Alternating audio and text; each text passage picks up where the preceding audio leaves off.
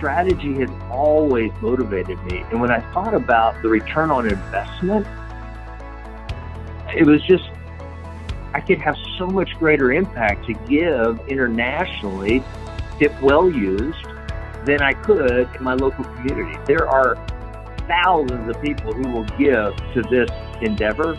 There might be 5 that will give to that endeavor. I'm giving theirs. About 2000, and we got to take a class called Perspectives in World Missions, and it absolutely blew my mind. We had been in ministry at this stage for about 8 years, but the stuff that I heard in that class was I had never heard. And I had never seen a historical storyline of how God has always been about mission. And they didn't look like missions that originated from America, right? And so it was transforming to me, both in knowledge and application. It really changed the way I did ministry. It really changed how the outcomes that we were looking to produce. But when I started thinking about me being a middle-aged white guy, right, what's the impact that I can have? It really landed on international ministries, and specifically a ministry called Haggai International, whose mission is to end gospel poverty. Just like we've got global poverty and we don't have clean water, we have a massive need for gospel poverty to cease.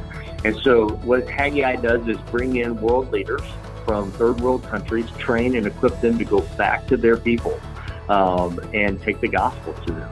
And when I started thinking about, you know what, instead of me raising $60, $80, $100,000 for me to pick up my family and go international, to spend 3 years learning the language, to understand the culture, I can give to this ministry, and they're going to bring in leaders who already know the language, who already know the traditions and the culture, who already contextualize the gospel most effectively.